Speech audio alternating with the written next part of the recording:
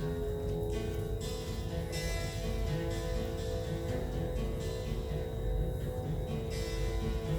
one knows what it's like to be the bad man, to be the sad man behind blue eyes. So if the set can't contain X because then X doesn't satisfy the predicate defining it, then where did I go wrong? Kid, you made a mistake before you even stated the proposition when you decided that sets should be defined using a predicate. I guess you won't pass pilot training based on your quantitative reasoning skills now, huh? Then with your face is all you need. Oh, knock it off, Donovan. You're wrong as well. Actually, the problem isn't the decision that set should be defined with predicates, but the assumption that every predicate will define a set. Don't be such a smart aleck. I can tell you a few things about my new factorization method that would knock the socks off your little witticisms about proof by contradiction.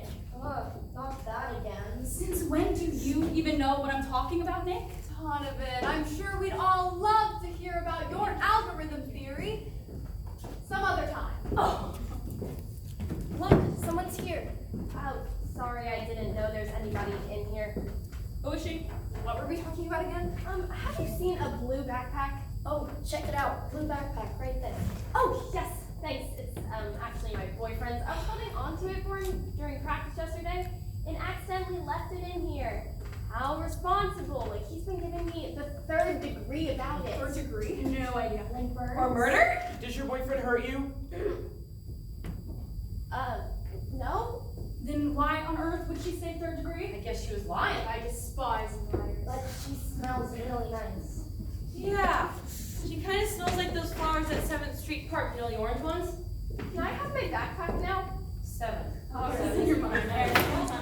You survived What's the matter? Is something right? You're like special needs. Yeah, I remember. I'm sorry, I didn't mean to scare you. I'm Lily. What's your name? Her eyes are so blue. Look at those perfect radials extending from the pupil. How interesting.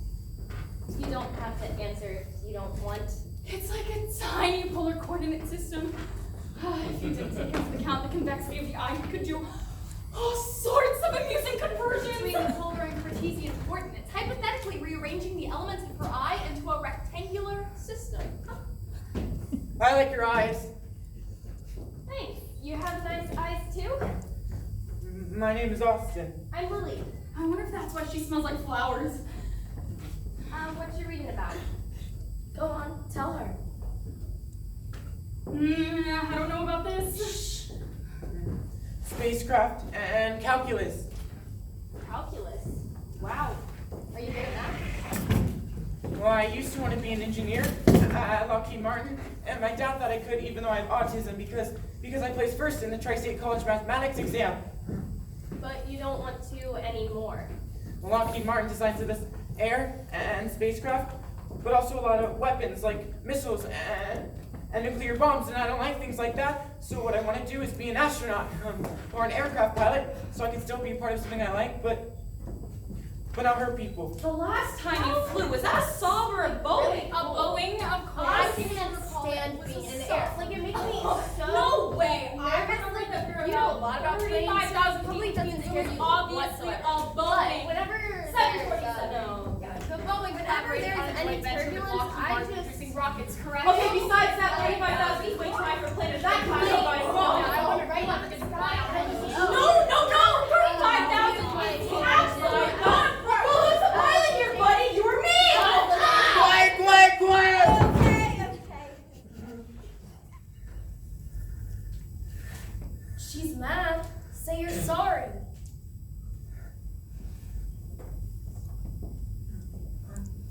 I'm sorry, I didn't mean to make you angry. I'm not angry. I make people angry a lot. Sometimes my mother says, Austin, if you don't cut it out right now, I swear I will pack you off to the loony bin. At first I didn't know what cut it out meant, because usually I can't have scissors or knives, except for my dad and I do wood carvings together, and It's okay. I'm not bad, I promise. You're doing that thing where you talk way too much. Calm down. No, I think you better explain. but she said it means stop doing that. Usually like when I'm yelling. She said people don't like it when I'm yelling, but usually it's because they touched me or something, so it's not my fault, but they make noise and laugh anyway. I would never laugh at you. I think it's awful that people do. Do you want me to go? Yeah, I wish she could go so we could talk more. I mean, we didn't finish our earlier conversation about quarks. Her eyes! No, stay. Okay. Hey, when she moves her face like that, it means she's happy. What you doing here all alone, anyways? Well, my dad always picks me up from school 15 minutes late, so I can come here and read instead of sitting out front with all the other people.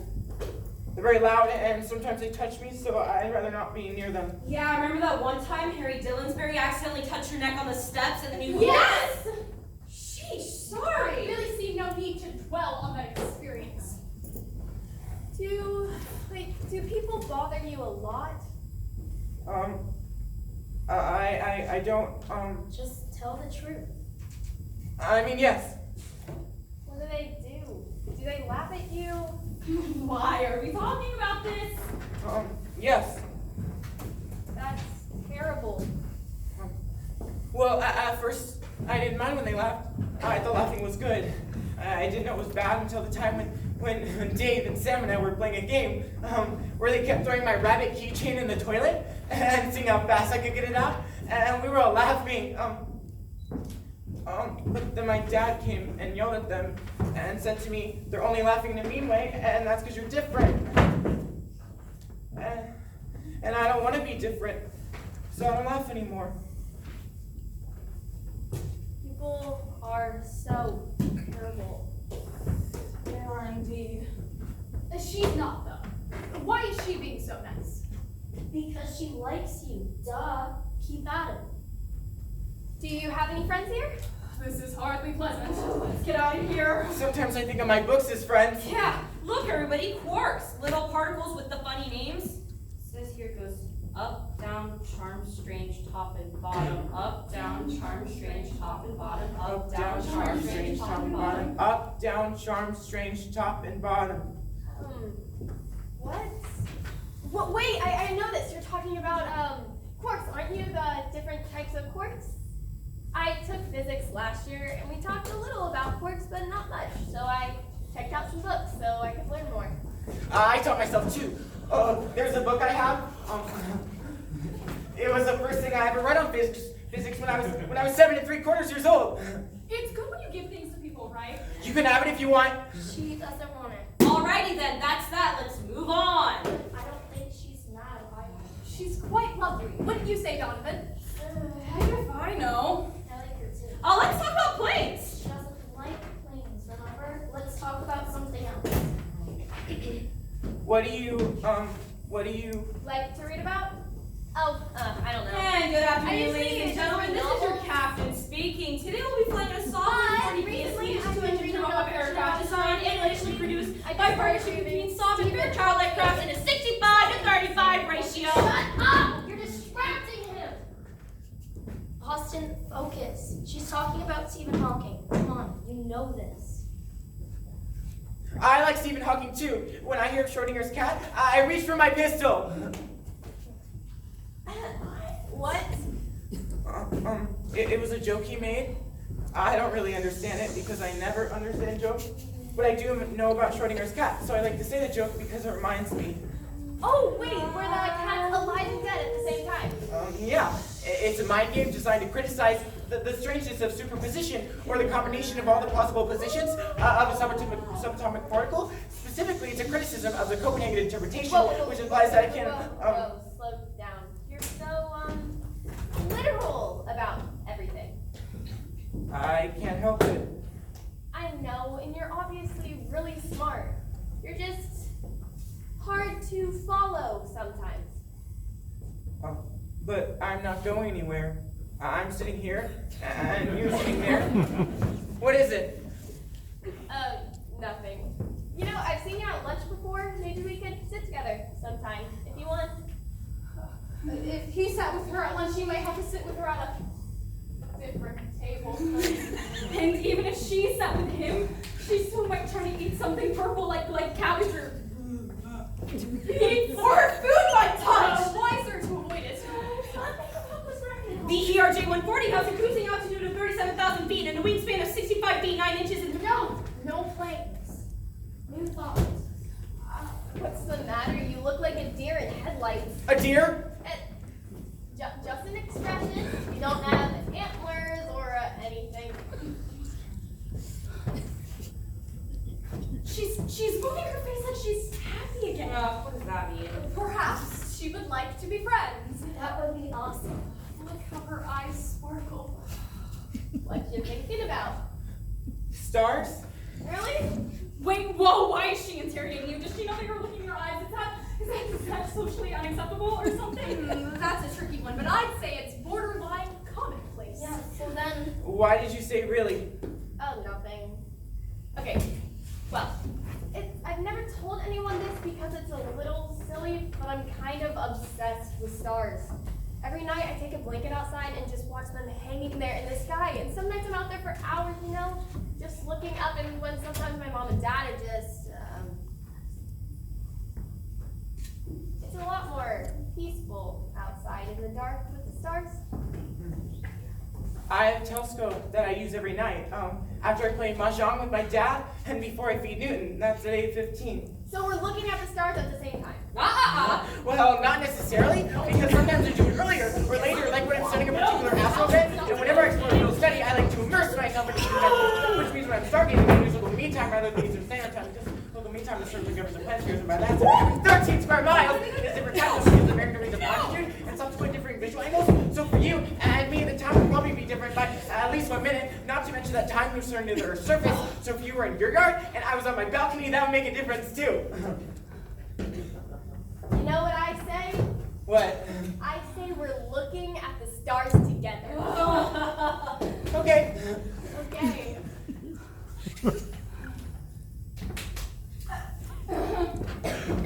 Give me that. Did you ever build your own telescope? Oh, yeah. I kind of always wanted to be an astronomer. It's just so beautiful out there, don't you think? I don't know.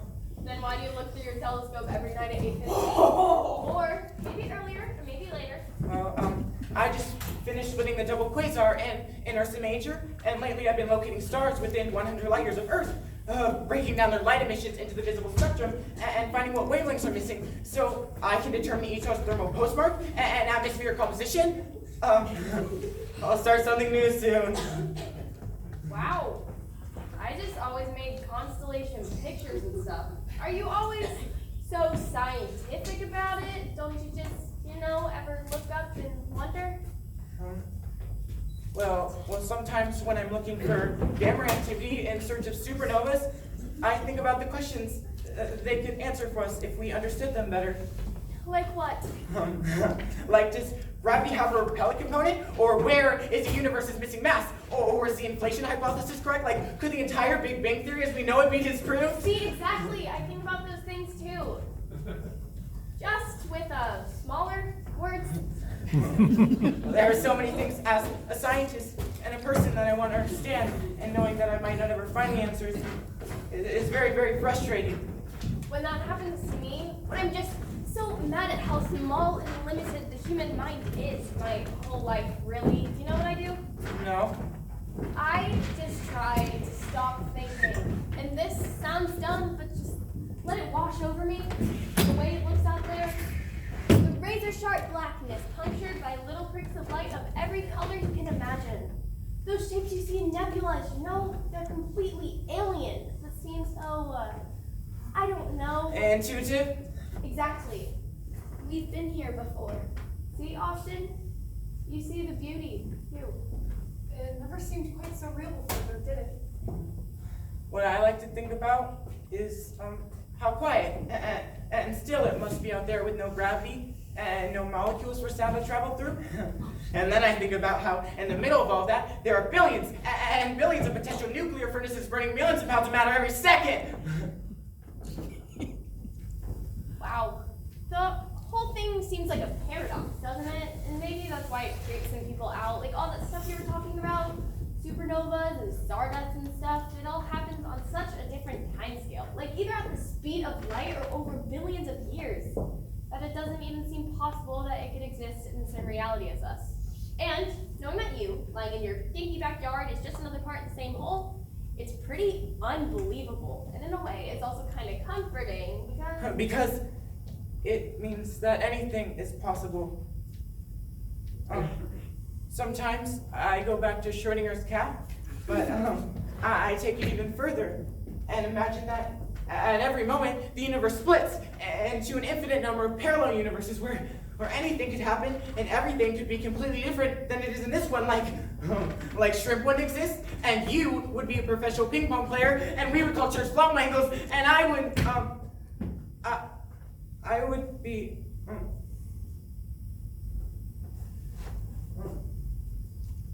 But most people are afraid of infinity. They think space is empty and distant because it doesn't make sense to them, and it seems so different from what they're used to. But they forget that this planet is only a part of space, not separate from it, and they're the ones missing out. Because when they think of space as frightening and empty, it's really just a reflection of their world. They don't see space as a possibility. And they see it as an empty void, and that's what I don't understand.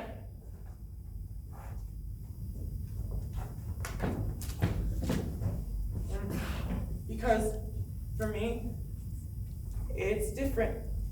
Because space is where we feel comfortable. It's here that's a void.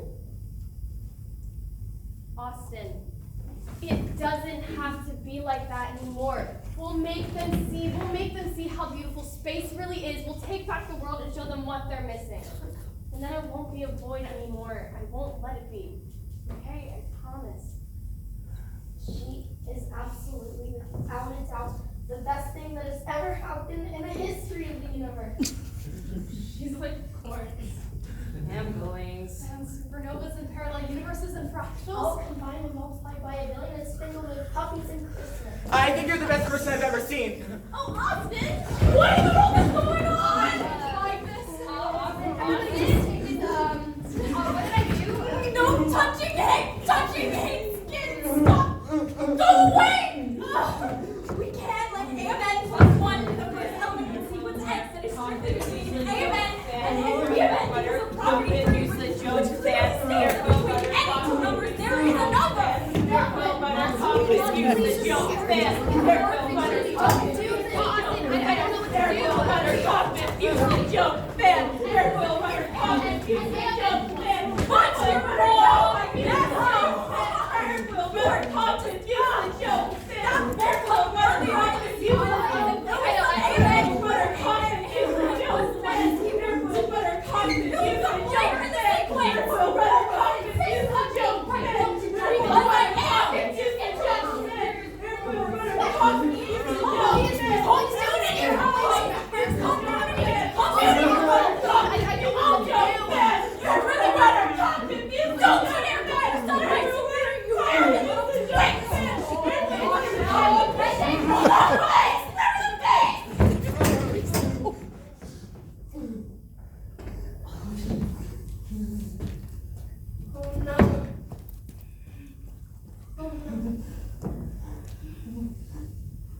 Why can't you ever do anything right, you stupid slob?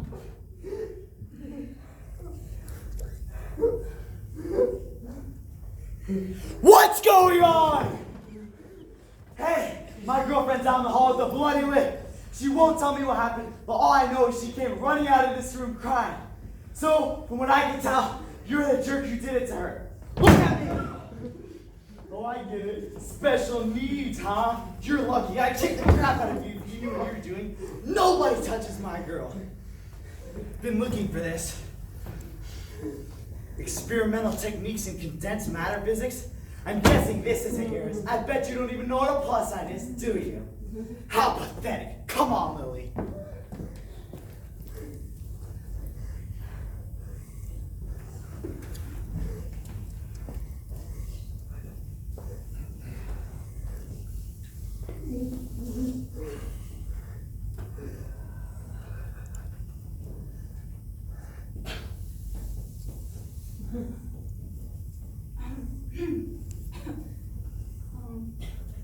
So,